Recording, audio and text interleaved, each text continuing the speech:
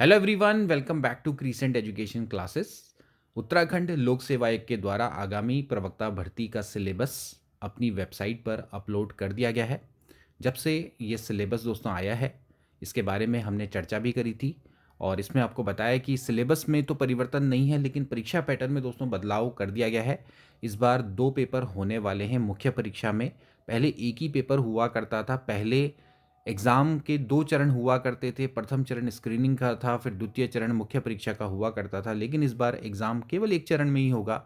लेकिन 1 चरण में एग्ज़ाम होगा, मुख्य परीक्षा होगी, लेकिन उसमें 2 पेपर दोस्तों इस बार होने वाले हैं। सिलेबस में कोई भी परिवर्तन नहीं है, जहाँ तक मैंने देखा है, तो सिलेबस वही का वही है। अब सवाल ये उठ रहे हैं कि भाई सिलेबस तो अपलोड कर दिया, विज्ञापन कब आएगा? इसके अलावा काफ़ी सारे अभ्यर्थी ओवर एज हो चुके हैं, क्योंकि जिस समय पर प्रवक्ता भर्ती आई थी, जो कि निरस्त हो चुकी है, उस समय पर वे लोग आयु सीमा के क्राइटेरिया को पूरा कर रहे थे। लेकिन अब आयु निकल चुकी है, 42 साल से ऊपर के हो चुके हैं, तो अब क्या उनको मौका मिलेगा? इसके अलावा क्या शुल्क में छूट मिलेगी? क्योंकि पहले एक बार फॉर्म की फ़ीस जमा कर चुके हैं, अब परीक्षा निरस्त हो गई, तो क्या दोबारा से फ़ीस देनी पड़ेगी या दोबारा से फॉर्म भरना पड़ेगा? इसके अलावा सबसे महत्वपूर्ण सवाल कि भाई एग्ज़ाम कब होगा, क्योंकि आयोग के द्वारा ऑलरेडी अपने कैलेंडर में मेंशन किया गया है कि प्रवक्ता का एग्ज़ाम जनवरी से शुरू हो जाएगा। कुछ डेट्स को रिज़र्व रखा गया है, अभी उस कैलेंडर के बारे में भी चर्चा करेंगे। और इसके अलावा बहुत ज़्यादा पूछा जाने वाला प्रश्न कि क्या दोनों पेपर एक ही दिन में होंगे या अलग-अलग दिन में होने वाले हैं। आज इन्हीं सभी सवालों के जवाब देंगे। चलिए आज की वीडियो को शुरू करेंगे। दोस्तों, कल उत्तराखंड लोक सेवा आयोग के द्वारा आगामी प्रवक्ता भर्ती का ऑफिशियल सिलेबस अपनी वेबसाइट पर अपलोड कर दिया गया था, जिसके बारे में हमने चर्चा भी करी थी। इस बार विषयवार लिखित परीक्षा के आधार पर सिलेक्शन होना है। इसमें आपका विषय ही आएगा, इसके अलावा और कुछ नहीं आने वाला है। और ये पूरा पेपर ऑब्जेक्टिव टाइप का होने वाला है। इसमें किसी भी तरह से दीर्घ उत्तरीय प्रश्न या शॉर्ट आंसर टाइप आपको नहीं देखने को मिलेंगे। परंपरागत प्रकार का नहीं रहने वाला है।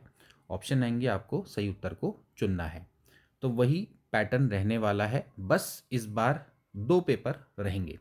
पहले स्क्रीनिंग हुआ करती थी, 2 चरणों में एग्ज़ाम होता था। पहले स्क्रीनिंग, फिर स्क्रीनिंग क्वालिफाई करने के बाद मुख्य परीक्षा। मुख्य परीक्षा में एक पेपर होता था जो कि 3 घंटे का था और 200 प्रश्न हुआ करते थे। लेकिन इस बार अब ये जो मुख्य परीक्षा है, इसमें 2 पेपर होंगे, प्रथम प्रश्न पत्र और द्वितीय प्रश्न पत्र। दोनों 150 मार्क्स के रहने वाले हैं। कुल मिला के 300 मार्क्स का होने वाला है और 3-3 घंटे का यहाँ पर समय मिलने वाला है, यानी कि कुल मिला के 6 घंटे की परीक्षा होने वाली है। इसमें नेगेटिव मार्किंग भी होगी और न्यूनतम क्वालिफिकेशन या क्वालिफाई नंबर भी लाने पड़ेंगे। अब सबसे पहले सवाल ये उठ रहा है कि क्या ये पेपर एक दिन में होगा? तो इसका जवाब है हाँ, मोस्ट प्रोबेबली दोस्तों ये पेपर एक ही दिन में हो जाएगा। जिस तरह से आयोग के द्वारा कैलेंडर दिया गया है, उस तरह से संभवतः यही लगता है कि एक ही दिन में पेपर हो जाएगा। और इसमें कोई आश्चर्य करने वाली बात नहीं है। पहले भी यूकेपीएससी लगातार इस तरह से पेपर कंडक्ट करवाता रहता है, मुख्य परीक्षा करवाता है, चाहे पीसीएस की मुख्य परीक्षा हो, चाहे सहायक अभियंता की हो या फिर अन्य किसी ऐसे एग्ज़ाम की जहाँ पर आपके पेपर करवाने होते हैं एक दिन में 2-2, तो वो करवा सकता है, इसमें कोई दो राय नहीं है। ओके, तो यहाँ पर संभव होगा कि आपको 2 पेपर एक ही दिन में देखने को मिले और उत्तराखंड लोक सेवा आयोग भी यही चाहेगा, अदरवाइज़ बहुत दिक्कत हो सकती है। तो जहाँ तक मुझे लगता है कि पेपर आपका एक ही दिन में हो जाएगा। अब बात आती है कि इसमें क्या न्यूनतम क्वालिफ़िकेशन मार्क्स अलग-अलग तरह से क्वालिफ़ाई करने होंगे? देखिए, अगर आप यूकेपीएससी के पैटर्न की बात करें, मैं एक मुख्य परीक्षा का एग्ज़ाम्पल लेता हूँ। जैसे मान लेते हैं पीसीएस का मुख्य परीक्षा का पेपर हो रहा है। तो आपको यहाँ पर ध्यान रखना है कि जो सभी सब्जेक्ट्स होते हैं, ये भी एक तरह से एक पेपर है, मतलब एक तरह से आपका पूरा ये एग्ज़ाम है और उसके अंतर्गत ये पेपर है। तो कुल पेपर का न्यूनतम प्रतिशत लाना होता है, ना कि अलग-अलग पेपर में अलग-अलग प्रतिशत लाना होता है, ठीक है? तो उस क्राइटेरिया के हिसाब से देखा जाए तो आपको कुल मिला के 300 मार्क्स का पेपर है। तो अगर आप जनरल कैटेगरी से हैं तो न्यूनतम 45% अंक लाने होंगे, क्वालिफाई करना होगा, अदरवाइज डिसक्वालीफाई हो जाओगे।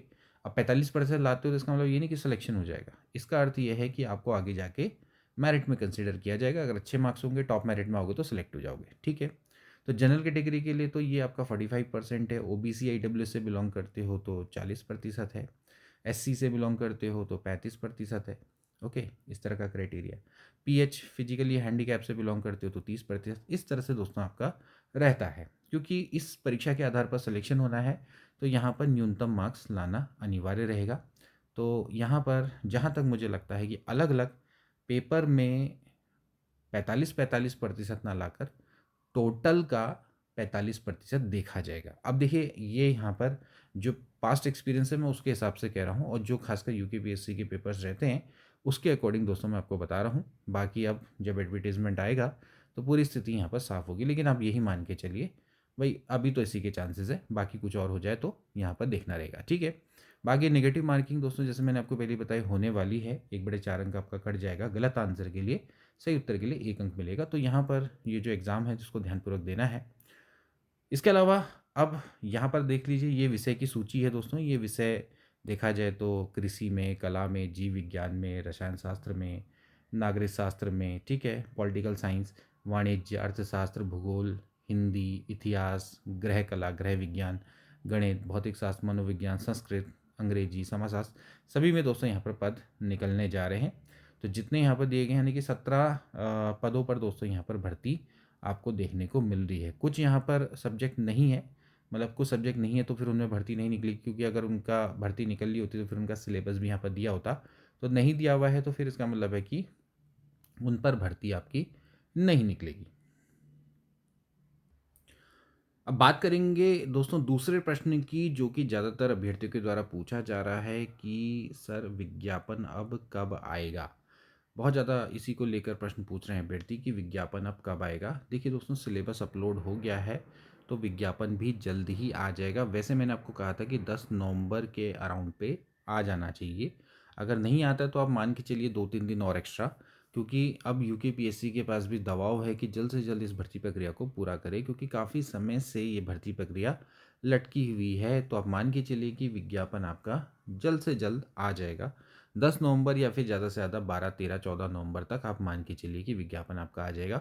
विज्ञापन से आपको क्या करना है, वैसे भी आपका जो सिलेबस है वो अपलोड हो चुका है, उसके अकॉर्डिंग आप अपनी तैयारी को शुरू कर दीजिए।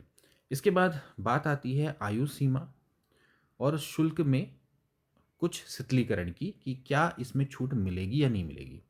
देखिए, इसमें आयु सीमा में तो दोस्तों यहाँ पर छूट पक्का मिलेगी।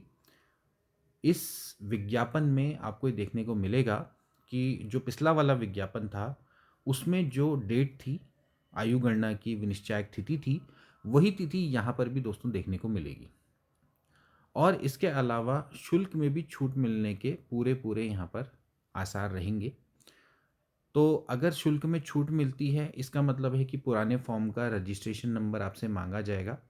तो अगर पुराने फॉर्म का रजिस्ट्रेशन नंबर मांगा जाता है तो उस समय पर जिसने फॉर्म भरा होगा उसको दोबारा फॉर्म भरने को मिलेगा, चाहे वो ओवर एज ही क्यों ना हो गया हो। तो इस चीज़ से अपने आप ही ये चीज़ भी कवर हो जाती है। जैसे मान लेते हैं आपने फॉर्म जब भरा होगा तो उस समय पर आपकी आयु 41 साल 8 महीने रही होगी। फॉर्म आपने भरा रहा होगा और आपके पास रजिस्ट्रेशन नंबर है। आज आपको दोबारा फॉर्म मिलने को भरने को मिल रहा है, मतलब ये है कि भैया जिनके पास पुराने रजिस्ट्रेशन नंबर को डालना है और फॉर्म भरने को मिल रहा है, तो ऑब्वियसली बात है कि आपको यहाँ पर भी मौका मिल जाएगा। और साथ ही साथ ये भी लिखा होगा ऑब्वियसली बात है कि किस डेट को ये कट ऑफ डेट मानी जाएगी। तो उम्मीद करेंगे कि आपको आयु सीमा में भी छूट मिलेगी, साथ ही साथ शुल्क में भी छूट मिल सकती है।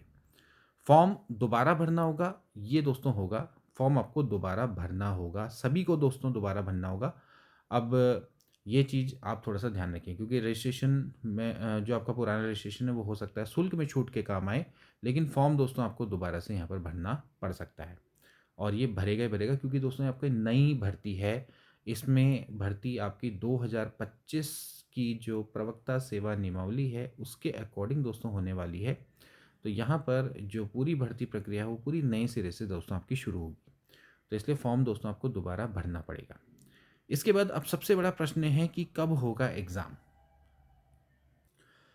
इस सवाल के जवाब के लिए दोस्तों सबसे पहले हम यूकेपीएससी का लेटेस्ट जो कैलेंडर है उसको एक बार देख लेते हैं। 23 सितंबर 2025 को यूकेपीएससी ने अपना कैलेंडर को दोस्तों अपडेट किया था, जिसमें इन्होंने माध्यमिक शिक्षा विभाग के अंतर्गत जो प्रवक्ता राजकीय इंटर कॉलेज परीक्षा है, उसकी डेट को दोस्तों यहाँ पर फिक्स कर दिया था या बेसिकली रिज़र्व कर दिया था, ठीक है। अब ये प्रस्तावित है, इसमें परिवर्तन संभव है दोस्तों। यहाँ पर इन्होंने 25 जनवरी 2026 की डेट रखी है, विषयवार आरक्षित है, मुख्य परीक्षा वस्तुतः इस प्रकार की रहने वाली है। इसके बाद इन्होंने और बात करें तो दोस्तों माध्यमिक शिक्षा विभाग में 5 अप्रैल को दोस्तों नेक्स्ट एग्जाम है, यानी कि जनवरी के बाद सीधे सीधे 5 अप्रैल को विषयवार आरक्षित है। फिर उसके बाद 26 अप्रैल को है, एंड देन इसके बाद दोस्तों यहाँ पर आप देख सकते हैं कि अप्रैल के बाद फिर थोड़ा सा गैप है, देन उसके बाद जून में है 14 जून को, ये दोस्तों आप देख रहे हैं। तो अब देखा जाए तो यहाँ पर आपकी कुल मिला के 14 जून, 26 अप्रैल, इसके अलावा 5 अप्रैल और 21 जनवरी, ये 4 डेट दोस्तों, 25 जनवरी दोस्तों यहाँ पर आपकी 4 डेट को आरक्षित किया गया है। अब जिस तरह से दोस्तों इन डेट्स का पैटर्न है उससे तो साफ साफ यही दिखता है कि यहाँ पर आपके जो एग्ज़ाम है वो एक ही दिन में दोनों एग्ज़ाम कराने की यहाँ पर इनकी रहेगी, ठीक है। अब हो सकता है कि यहाँ पर आपको इस डेट में एग्ज़ाम ना होता हुआ देखने को मिले, क्योंकि जैसे आप दोस्तों देख रहे हैं कि यहाँ पर उन्होंने एक चीज़ लिखी थी कि प्रवक्ता राजकीय इंटर कॉलेज 2025 हेतु परीक्षा तिथि के विषयों का निर्धारण आवेदन पत्र प्राप्ति की अंतिम तिथि के पश्चात किया जाएगा। अब ये दोस्तों यहाँ पर सबसे इम्पॉर्टेंट लाइन है, क्योंकि परीक्षा तिथि में किस विषय का एग्ज़ाम होना है, 25 जनवरी को किस सब्जेक्ट का एग्ज़ाम होना है, ये आपको तब तक नहीं पता चल सकता जब तक कि आवेदन की अंतिम तिथि ना निकल जाए। अभी तक दोस्तों आपके आवेदन स्टार्ट नहीं हुए। अब आवेदन कब से शुरू होंगे? जब भैया फॉर्म निकलेंगे। अब फॉर्म कब निकलेंगे ये किसी को नहीं पता है, लेकिन फिर भी हम मान के चलते हैं कि फॉर्म आपका जल्दी ही आ जाएगा। अगर दोस्तों हम ये मान के चले कि फॉर्म आपका 1-2 दिन में आ जाए, मान लेते हैं 10 नवंबर को ही आपके फॉर्म आ जाते हैं, ओके, 10 नवंबर से ही आपके फॉर्म भरने शुरू हो जाते हैं, तो यार कम से कम 15-20 दिन का तो दोस्तों ये समय आपको देंगे ही देंगे, ठीक है। तो 30 नवंबर तक दोस्तों आपकी फॉर्म भरने की आखिरी डेट रहेगी। अब आखिरी डेट के पश्चात यहाँ पर देखिए, जिस दिन आप फॉर्म भरेंगे ऐसा नहीं है कि उसके आखिरी डेट को ही या कि 1 दिसंबर को ही आपका एग्ज़ाम किस विषय का कब एग्ज़ाम होना है ये पता चल जाएगा। अब देखिए होगा क्या कि इसमें ये पता देखा जाएगा कि भाई किस सब्जेक्ट में कितने आवेदन आए हैं, जैसे मैथ्स है उसमें कितने आवेदन आए, फिजिक्स में कितने आवेदन आए, है ना। अन्य जो सब्जेक्ट हैं, बायोलॉजी है, जीव विज्ञान है, या अन्य जो जो आपके सब्जेक्ट्स हैं उनमें कितने आवेदन आए, फिर उस आवेदन के अनुसार ही फिर यहाँ पर जो परीक्षा तिथियाँ हैं उस पे सब्जेक्ट को डाला जाएगा। जो पहले से ही परीक्षा तिथियाँ इन्होंने डिसाइड कर रखी है भाई। तो अब अगर आप देखें तो ये जो बात है पूरी पूरी 15 दिसंबर तक चली जाती है, क्योंकि इतना समय तो लगेगा ही भैया। अगर बहुत आयोग भी बड़ी त्वरित गति से काम करता है तो इसको बनाने में भी समय लगता है, क्योंकि आप मैं मान के चलो 30 नवंबर तक तो ये अपना फॉर्म ही भर रहे होंगे, उसके बाद इतना डिसाइड करने में 10-15 दिन तो इनको चाहिए होंगे। तो इसका मतलब है कि 15 दिसंबर को ये पता चलेगा कि आपका एग्ज़ाम 25 जनवरी को है। अब देखा जाए तो यहाँ से अगर आप हिसाब लगाएं तो कुल मिला के 15 से दिसंबर से 15 जनवरी, और मतलब मान के चलो कि भैया आपको तो यहाँ से 30-35-40 दिन का दोस्तों यहाँ पर मौका मिल रहा है, ठीक है। तो इतने कम समय, मतलब कि मात्र 1.5 माह का समय, और मात्र 1.5 माह के समय में एक उत्तराखंड प्रवक्ता के लेवल के एग्ज़ाम को क्वालिफाई करना संभव नहीं हो पाएगा। तो यहाँ पर ये हो सकता है, ये संभव हो कि 25 जनवरी वाली जो डेट है उसको हो सकता है कि पीछे खिसकाया जाए, बट ये ज़रूरी नहीं है।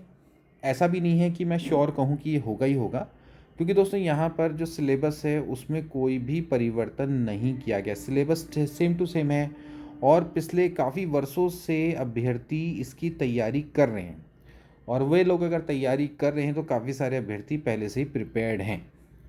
तो एग्ज़ाम का 25 जनवरी को होता है, तो वे लोग जो कि पहले से तैयारी कर रहे हैं उनको कोई फ़र्क नहीं पड़ने वाला, क्योंकि इस बार इन्होंने थैंक गॉड कि एलटी की तरह नहीं किया कि बिल्कुल 2-4 चीज़ें इसमें जोड़ दी और सिलेबस का बिल्कुल काया पलट कर दी।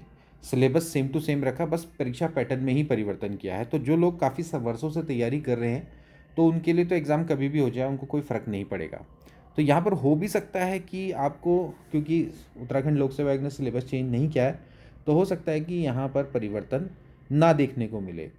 बट अब देखना रहेगा दोस्तों कि यहाँ पर यूकेपीएससी की क्या इसमें स्ट्रैटेजी रहेगी कि एग्ज़ाम ये कब करवाते हैं। इसके संबंध में हम लोग भी लगातार वार्ता करेंगे। बट देखिए, यहाँ पर 50-50 दोस्तों मामला रहेगा कि 25 जनवरी को एग्ज़ाम आपका होगा या नहीं होगा। हो सकता है कि शिफ्ट हो जाए और हो भी सकता है कि शिफ्ट ना हो, क्योंकि एक पक्ष है यूकेपीएससी के पास, वो ये सिंपली कह सकता है कि भैया हमने सिलेबस में कोई परिवर्तन नहीं किया है, बाकी परीक्षा पैटर्न है वो इसी में परिवर्तन, और काफ़ी सालों से जो परीक्षा का सिलेबस है वो यूकेपीएससी की वेबसाइट में पड़ा हुआ है, तो उसके अकॉर्डिंग ही छात्रों को तैयारी करनी थी। बट क्योंकि एक वाली बात है कि सिलेबस आपने जो भी था अंधेरे में तो रखा, लोग तो यही कयास लगा रहे थे कि काफ़ी समय से यूकेपीएससी बदलाव करने वाला है, बदलाव करने वाला है, तो हो सकता है कि आदमी उस दिशा में तैयारी ना कर रहा हो, पढ़ाई लिखाई छोड़कर बैठा हो और आपके नए सिलेबस का इंतज़ार कर रहा हो, और आप आज सिलेबस वही वाला अपलोड करो जो कि पहले का था। तो ऐसे में तैयारी देना तो बनता है। तो यहाँ पर मोरल या फिर नेचुरल जस्टिस के तहत पे अगर कहा जाए तो फिर मौका तो देना बनता है। तो अब देखना रहेगा कि यहाँ पर क्या अब आगे रणनीति रहती है यूकेपीएससी की, तो इसको तो दोस्तों देखना रहेगा। तो आई होप कि दोस्तों आपके सभी सवालों के जवाब हमने इस वीडियो में आपको दे दिए होंगे। बाकी कोई अन्य सवाल है तो दोस्तों कमेंट बॉक्स खुला है आपके लिए, आप सवाल करिए, हम अगली वीडियो में आपको जवाब देंगे। मिलेंगे नेक्स्ट वीडियो में, तब तक के लिए take care and good bye.